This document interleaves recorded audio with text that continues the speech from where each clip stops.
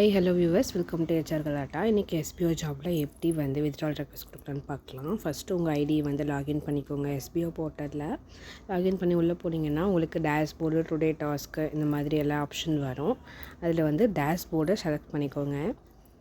டேஷ்போர்டை select பண்ணிங்க அப்படின்னா உங்களோட டேஷ்போர்ட் பேஜ் ஓப்பன் ஆகும். அதில் பார்த்தீங்கன்னா உங்கள் நேமு, நீங்கள் ஆக்டிவாக, ப்ரொமோஷன் டீமாக, உங்களோட இன்வாய்ஸு, க்ளவுட் ஸ்டோரேஜ் பர்ச்சேஸ்ட் இது எல்லாமே காமிக்கும். அதில் அஃபிலியேட்டட் அக்கௌண்ட் பேலன்ஸில் எவ்வளோ அமௌண்ட் இருக்குது எல்லாமே காமிக்கும். மற்ற பேலன்ஸில் எவ்வளோ இருக்குது எல்லாமே நீங்கள் செக் பண்ணிக்கலாம்.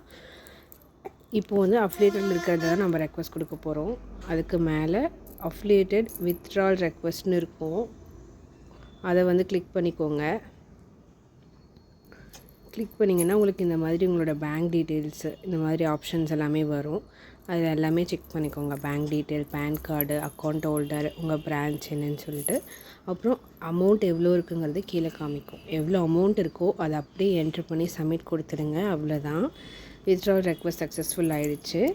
10 டேஸில் உங்கள் அக்கௌண்ட்டுக்கு அமௌண்ட் வந்துடும் மெசேஜ் இன்டிமேட் பண்ணுறாங்க.